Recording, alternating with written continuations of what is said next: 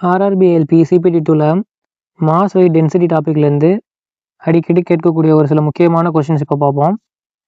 The weight of an object on the moon is Wm and its weight on the earth is We. Which of the following formula is correct?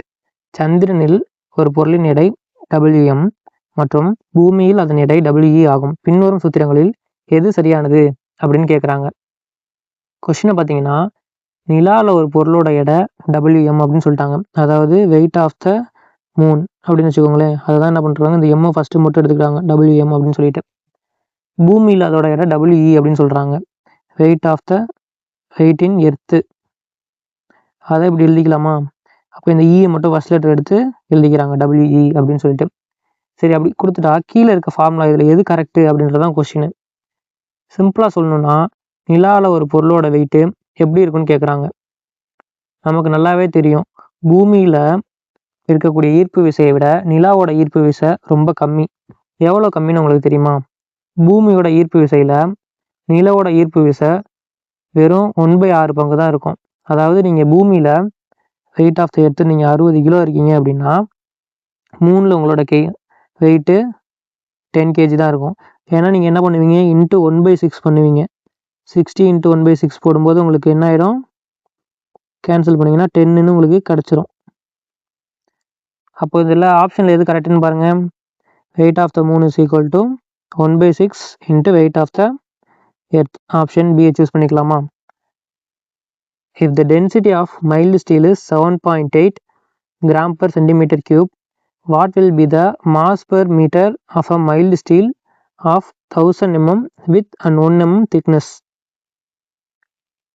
மென்னிகின் அடர்த்தி 7.8 gram per centimetre cube எனில் 1000 millimetre அகலமும் 1 millimetre தடிமனும் கொண்ட ஒரு மென்னிகின் 1 மீட்டருக்கான நிறை என்னவாக இருக்கும் அப்படின்னு கேட்குறாங்க. இந்த மாதிரி கொஷின்ஸில் நீங்கள் முதல்ல என்ன பண்ணணும்னா, எல்லாத்தையும் ஒரே யூனிட்டுக்கு மாற்றணும். இங்கே பார்த்தீங்கன்னா டென்சிட்டி அடர்த்தி என்ன பண்ணியிருக்காங்க, கிராம் பர் சென்டிமீட்டர் கியூபில் கொடுத்துருக்காங்க. மற்ற அளவு பார்த்தீங்கன்னா எம்எம்மில் கொடுத்துருக்காங்க. முதல்ல நம்ம என்ன பண்ணலாம், நம்ம எல்லாத்தையும் சென்டிமீட்டருக்கு மாற்றுவோம். இங்கே பார்த்தீங்கன்னா மாஸ் பர் மீட்டர், ஒரு மீட்டருக்கு தான் என்ன பண்ணுறாங்க, மைல்டு ஸ்டீலோட மாஸ் கேட்குறாங்க. இப்போ வந்து என்ன பண்ணுறீங்க, ஒரு ஸ்டீல் வரைஞ்சிக்கோங்க. இப்படி ஒரு ஸ்டீல் இருக்குன்னு வச்சுக்கோங்க. ஏன்னா அவங்க என்ன சொல்லியிருக்காங்கன்னா, வித்து திக்னஸ்ஸு எல்லாம் சொல்லியிருக்காங்க. அப்போ லென்த்து வித்து திக்னஸ் இருக்க மாதிரி என்ன பண்ணிக்கலாம், ஒரு கியூபாய்டு எடுத்துக்கலாம். வித்து வந்து உங்களுக்கு என்ன சொல்லிட்டாங்க, 1000 mm அப்படின்னு சொல்லிட்டாங்க. 1000 mm. திக்னஸ் என்ன சொல்லியிருக்காங்க, 1 mm சொல்லிட்டாங்க. Thickness 1 mm. எனக்கு இந்த லென்த்து 1 மீட்டருக்கு என்ன பண்ண சொல்கிறாங்க, கண்டுபிடிக்க சொல்லியிருக்காங்க. மாஸ் பர் மீட்டர்னு கேட்டிருக்கனால அதை நான் என்ன பண்ணிக்கிறேன், 1 மீட்டர் அப்படின்னு எடுத்துக்கிறேன். இப்போ 1 மீட்டர் அப்படின்றது 1 metre is equal to 100 centimetre. கரெக்டா? அப்போது ஒரு சைடு நான் 100 சென்டிமீட்டர்னு மாற்றிக்கிறேன். மீட்டர்லேருந்து சென்டிமீட்டருக்கு மாற்றியாச்சு.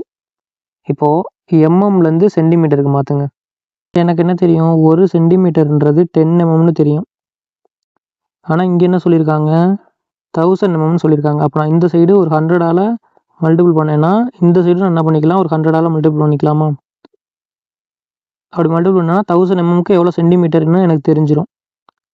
இந்த சைடு நான் 100ஆல் மல்டிபிள் பண்ணேன்னா எனக்கு என்ன ஆயிடுச்சு, 100 சென்டிமீட்டர் அப்படின்னு கிடச்சிருச்சு. 1000 mm is equal to 100 centimetre. அப்போ இந்த 1000 mmக்கு பதிலாக நான் 100 சென்டிமீட்டர்னு இந்த பக்கம் யூனிட் மாற்றிக்கிறேன். இங்கே எம்எம்மில் இருக்குது, 1 mmமில் இருக்குது. சேம் கான்செப்ட் தான். 1 centimetre is equal to 10 mm. இப்போ இதில் என்ன சொல்லியிருக்காங்க, 1 mm கேட்டிருக்காங்க. எனக்கு 1 mm வேணும்னா நான் 2 சைடும் 10ஆல் டிவைட் பண்ணிக்கலாமா?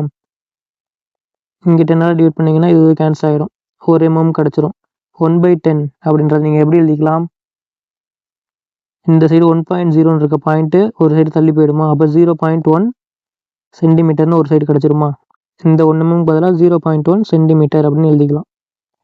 இப்போ நான் உங்களுக்கு நிறைய தடவை இந்த டென்சிட்டி ஃபார்முலா சொல்லிட்டேன். Density is equal to mass by volume.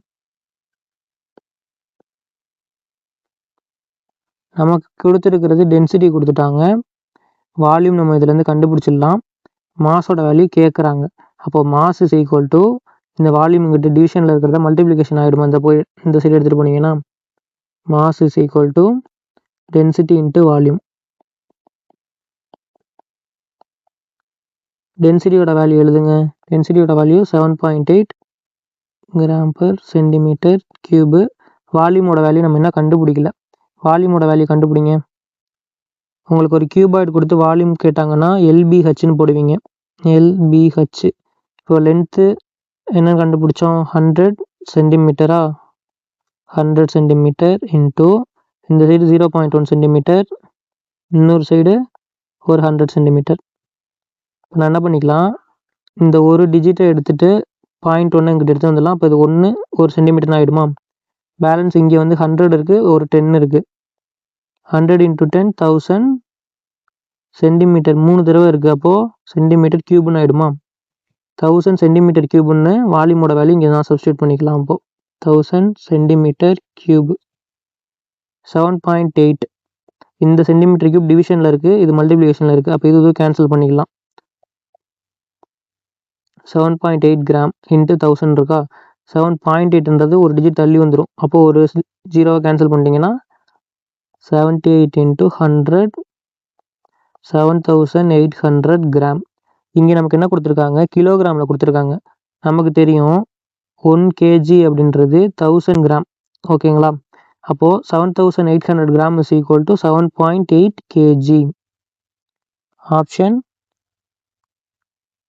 ஏவை சூஸ் பண்ணிக்கலாமா. நெக்ஸ்ட் கொஸ்டின் பாருங்க. Hydrometer works on the principle of dash, fill in the blank ஃபிளாங்க்ன்றது. Okay, with appropriate answer. Hydrometer dash என்ற கொள்கையின் அடிப்படையில் செயல்படுகிறது. கோடிட்ட இடத்தை பொருத்தமான விடையால் நிரப்புக அப்படின்னு கேட்குறாங்க.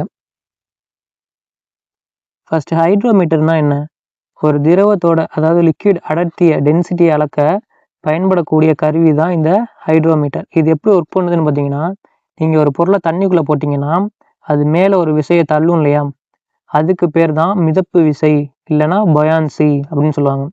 திரவத்தோட அடர்த்தியை அதிகமாக இருந்துச்சுன்னா அந்த பொருள் அதிகமாக மிதக்கும், அடர்த்தி கம்மியாக இருந்துச்சுன்னா அந்த பொருள் உள்ளே மூழ்கும். இந்த மிதக்கிற தத்துவத்தை தான் பிரின்சிபல் ஆஃப் ஃப்ளோட்டேஷன் அப்படின்னு சொல்கிறாங்க. இதை பேஸ் பண்ணி தான் ஹைட்ரோமீட்டர் ஒர்க் பண்ணுது. இன்னொரு முக்கியமான விஷயம் என்னன்னு பார்த்தீங்கன்னா, இது ஆர்கிமிடிஸ் பிரின்சிபல் அடிப்படையாக கொண்டு செயல்படுது. ஆப்ஷனில் ஆர்கிமிடிஸ் தத்துவம் அப்படின்னு இருந்துச்சுனாலும் நீங்கள் என்ன பண்ணிக்கலாம், அதை சூஸ் பண்ணிக்கலாம். இப்போ நீங்கள் எதை சூஸ் பண்ணணும், பயான்சி, இந்த மிதப்பு விசை பேஸ் பண்ணி என்ன பண்ணுது, ஒர்க் பண்ணுது. Estimate the cost of a square rod of 5 mm into 5 mm cross section having a density of 3 g/cu/cm and a length of 4 meter made from the metal. The unit cost of the metal is ₹1000 per kilogram. ஒரு கன சென்டிமீட்டருக்கு 3 gram அடர்த்தி மற்றும் 4 metre நீளம் கொண்ட 5 mm × 5 mm குறுக்கு வெட்டு தோற்றமுடைய உலோகத்தால் செய்யப்பட்ட ஒரு சதுர கம்பியின் விலையை மதிப்பிடுக.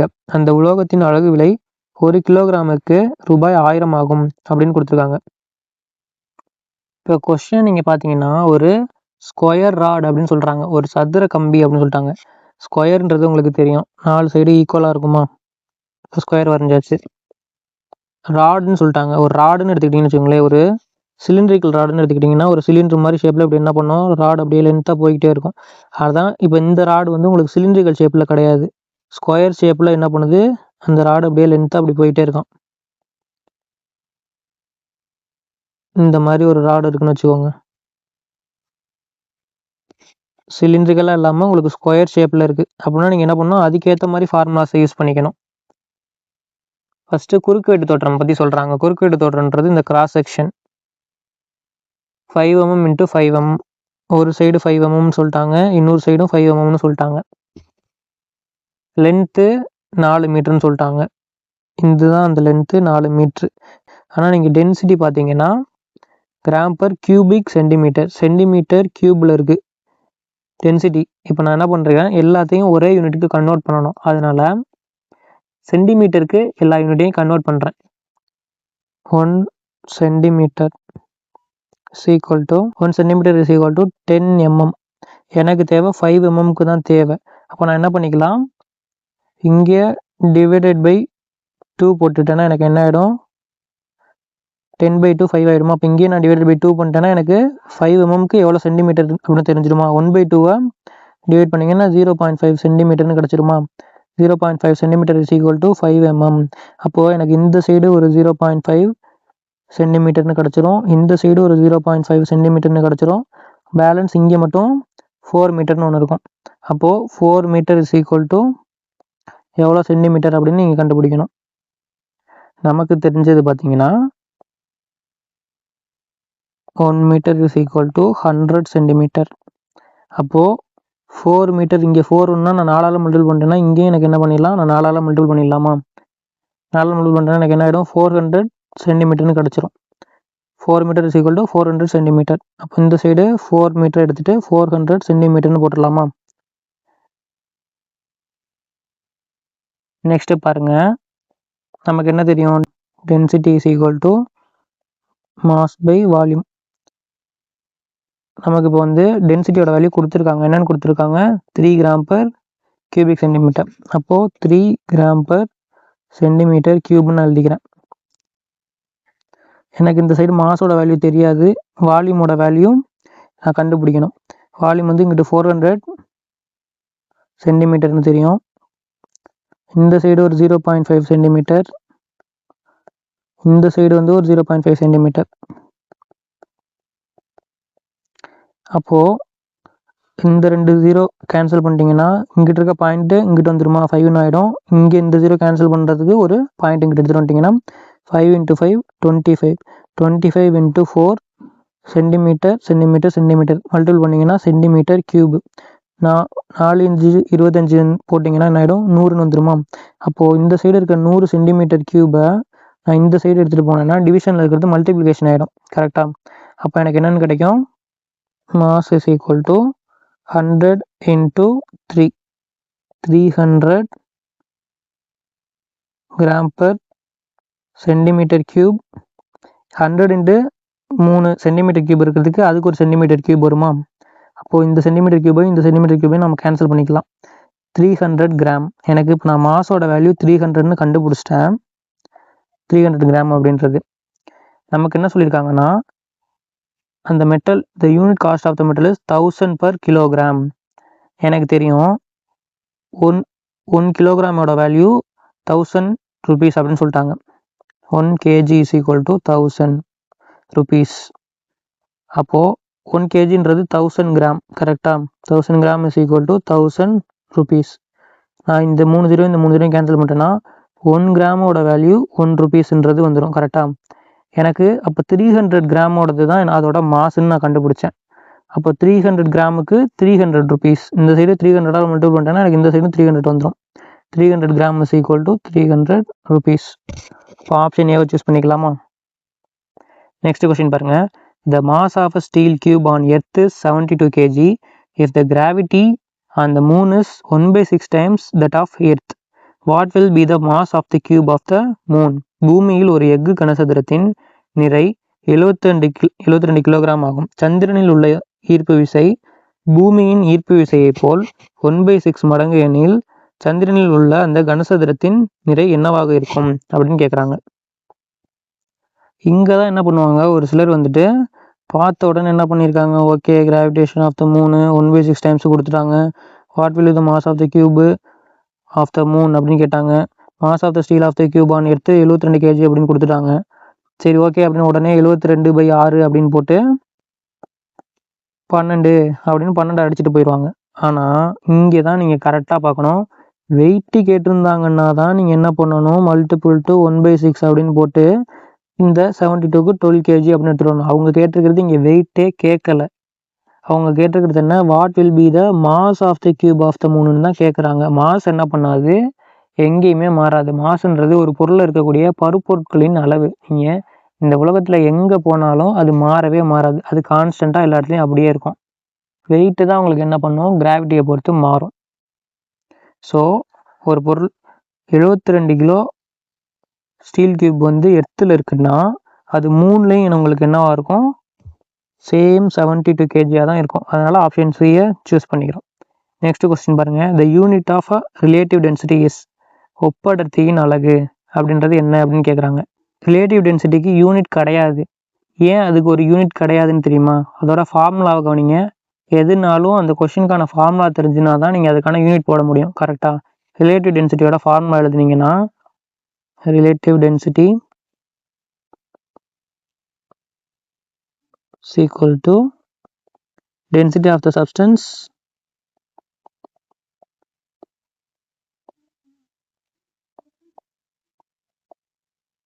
divided by density of water.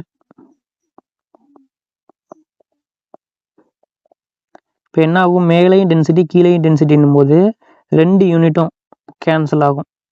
Density is equal to mass by volume, density is equal to mass by volume கீழே வந்துடும். இப்போது mass by volume into volume by mass cancel, volume cancel, எல்லாமே கேன்சல் ஆகிடுச்சுன்னா எப்படி யூனிட் வரும்? எந்த யூனிட்டுமே வராது. அதனால் என்ன பண்ணணும்? none of these ஆப்ஷனை சூஸ் பண்ணிக்கிறோம். The definition of density of a body is, ஒரு பொருளின் அடர்த்தியின் வரையறை அப்படின்னு கேட்குறாங்க. நமக்கு தெரியும் டென்சிட்டியோட ஃபார்முலா மாஸ் பை வால்யூம். இங்கே என்ன சொல்லியிருக்காங்க? மாஸ் ஆன் யூனிட் டைம்னு கொடுத்துருக்காங்க. இந்த இடத்துல வால்யூம் வரும். இப்போ என்ன பண்ணிக்கலாம்? ஆப்ஷன் பியை சூஸ் பண்ணிக்கலாமா? டென்சிட்டியோட எஸ்ஐ யூனிட் பார்த்தீங்கன்னா கிலோகிராம் பர் மீட்டர் கியூப். இதை நோட் பண்ணி வச்சுக்கோங்க, எக்ஸாமில் ஒரு கொஸ்டினாக கேட்கலாம். The amount of material present in a body is called, ஒரு பொருளில் உள்ள பருப்பொருள்னு எடுத்துக்கோங்க, அது பொருள்னு வராது, அளவு இவ்வாறு அழைக்கப்படுகிறது அப்படின்னு கேட்குறாங்க. இதை நான் முன்னாடியே ஒரு கொஸ்டினில் உங்களுக்கு எக்ஸ்பிளைன் பண்ணியிருக்கேன். இந்த கொஸ்டின் பார்த்தீங்கன்னா, ஒரு பொருளில் எத்தனை அணுக்கள் இல்லை மூலக்கூறுகளால் அந்த பொருள் ஆயிருக்கு, அதாவது அதில் எவ்வளவு பருப்பொருள் இருக்குது அப்படின்றது தான் இந்த mass. The amount of material present in a body is mass. இங்கே உங்களுக்கு குழப்பமே வரக்கூடாது மாஸ்க்கும் வெயிட்டுக்கும். வெயிட்டுன்றது அந்த பொருள் மேலே செயல்படக்கூடிய புவியீர்ப்பு விசை. அது இடத்திற்கு இடம் வெயிட் என்ன பண்ணும்? மாறும். ஆனால் மாஸ் என்ன பண்ணாது? இடத்திற்கு இடம் மாறாது. மாஸ்ன்றது ஒரு பொருளில் இருக்கக்கூடிய பருப்பொருட்களோட அளவு தான் மாஸ். நெக்ஸ்ட் கொஸ்டின் பாருங்க. The density of water is, நீரின் அடர்த்தி, நீரோட அடர்த்தியோட வேல்யூ என்ன அப்படின்னு கேட்குறாங்க. இப்போ நீங்கள் வாட்டர் எடுத்துக்கிட்டீங்க அப்படின்னா 4 டிகிரி செல்சியஸில் டெம்பரேச்சரில் என்னவா இருக்குமா? அதோட கன அளவு மீட்டருக்கு 1 மீட்டர் கியூபுக்கு எடுத்துக்கிட்டிங்கன்னா சரியாக 1000 கிராமாக இருக்குமா? இதை கிராமில் சொல்லணும்னா 1 கிராம் பர் சென்டிமீட்டர் கியூப் அப்படின்றது வாட்டரோட டென்சிட்டியாக இருக்கும். ஆனால் இங்கே என்ன பண்ணியிருக்காங்க? எஸ்ஐ யூனிட்டில் கேட்டிருக்காங்க. Kilogram per metre cube, gram per centimetre கியூப்லேருந்து நீங்கள் கிலோகிராம் பர் மீட்டர் கியூபுக்கு மாற்றணும்னா மல்டிபிள் டு 1000 பண்ணுவீங்க. அது எதனால மல்டிபிள் டு 1000 பண்ணுவோன்றது நான் ப்ரீவியஸ் வீடியோவில் உங்களுக்கு எக்ஸ்பிளைன் பண்ணிருக்கேன். இப்போ நமக்கு என்ன ஆப்ஷன் கரெக்டாக வரும்? Option B 1000 kilogram per metre cube or 1 gram per centimetre cube. ரெண்டுமே ஒன்று தான். இந்த வீடியோ உங்களுக்கு பிடிச்சிருந்ததுன்னா லைக் பண்ணிக்கோங்க. அப்படியே சப்ஸ்கிரைப் பண்ணிட்டு பக்கத்தில் இருக்க பெல் பட்டனை கிளிக் பண்ணி அந்த ஆல் செலக்ட் பண்ணிக்கோங்க. தேங்க்யூ. நெக்ஸ்ட் வீடியோவில் பார்க்கலாம்.